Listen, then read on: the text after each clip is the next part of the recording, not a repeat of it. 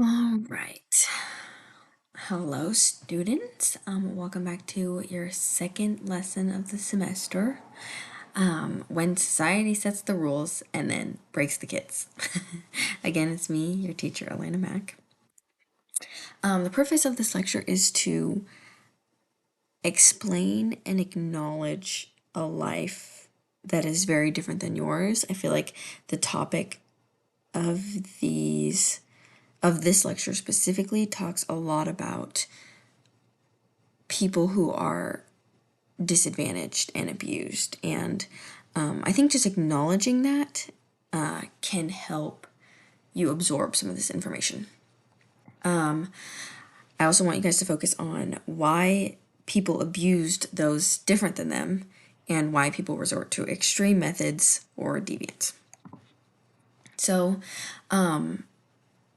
there is a really horrible situation that happened when Americans kind of colonialized the Native Americans. And kind of the history of that is a lot of these Native American kids were stolen from their families, from their grandparents. They were forced to abandon any tradition. They were not allowed to wear any cultural clothes, and they actually had to change their name a lot of times. They weren't allowed to know their language, anything about their history. And they suffered a lot of physical abuse and sexual abuse as well.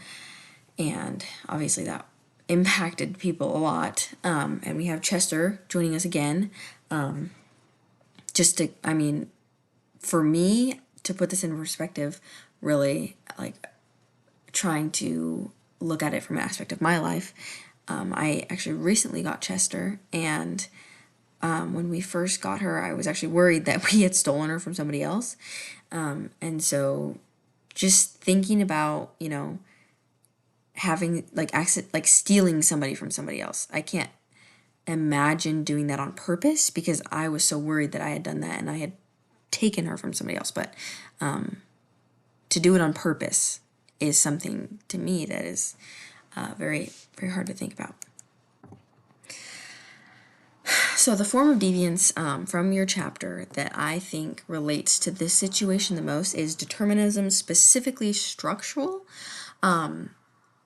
The definition that your book uses is that quote there. It says they look at the big picture, like they being researchers, but they look at the big picture and argue that certain kinds of conditions share a common thread that can be discovered, which will lead to an explanation of deviance, such as urbanism, anomie, society-wide income distributions, and so on. So I think that some of the reasons why the American citizens did this to the Native Americans were because of urbanism.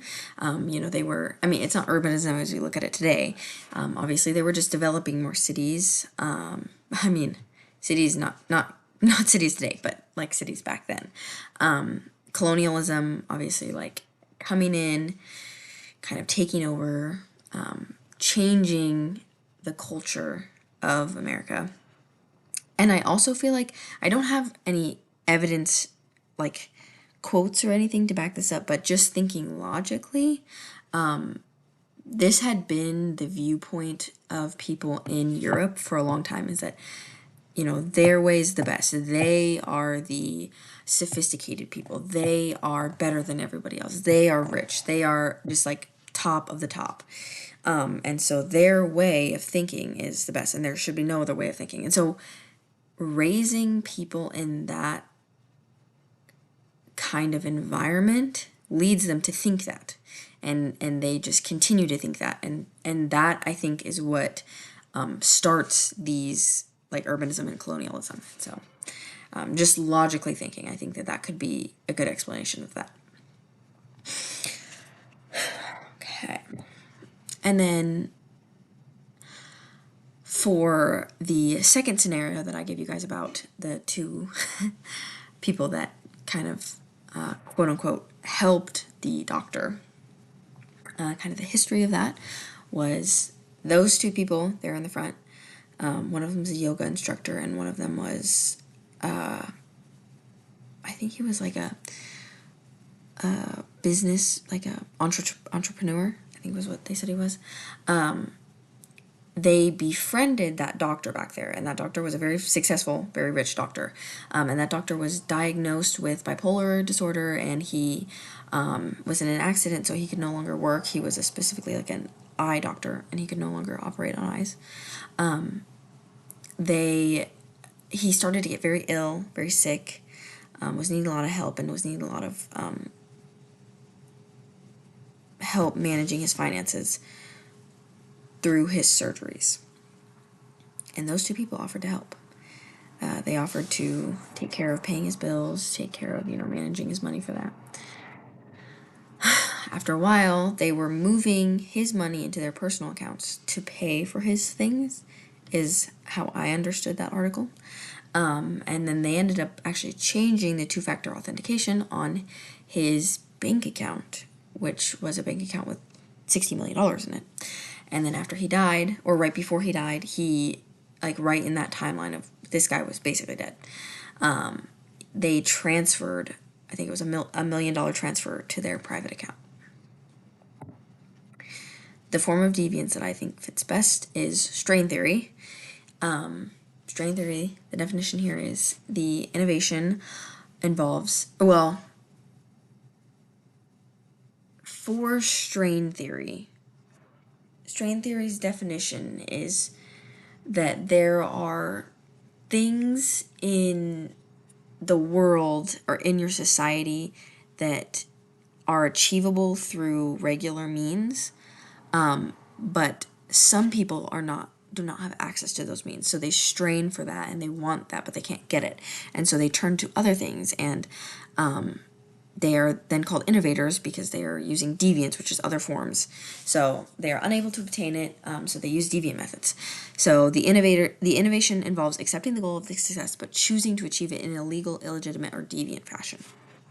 So, if Chester, when she comes, because she's an outdoor cat, part outdoor, part indoor.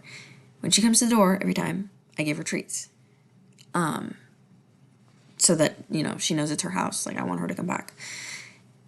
But if Chester was to just randomly one day say, I want those treats, and instead of waiting, doing something good so that I give them to her, coming back inside, she just takes the box and opens it and eats them all herself. I mean, that's achieving what she wants, but it's using a deviant method, a method that is not approved or, illegal. Chester, illegal.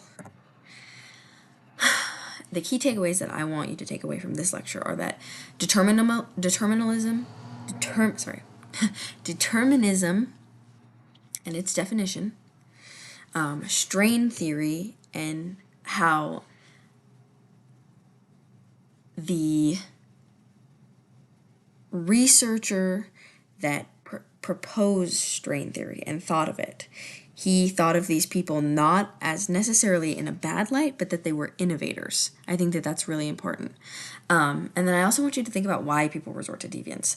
In the first example, obviously it was that they thought their way was the best, and they did not want anybody else to, do these strange, weird methods. And then the second reason, it was because they didn't have that money, and they really wanted that money. But yes, that is my presentation. Thank you so much for listening, and I will see you guys in 2 weeks.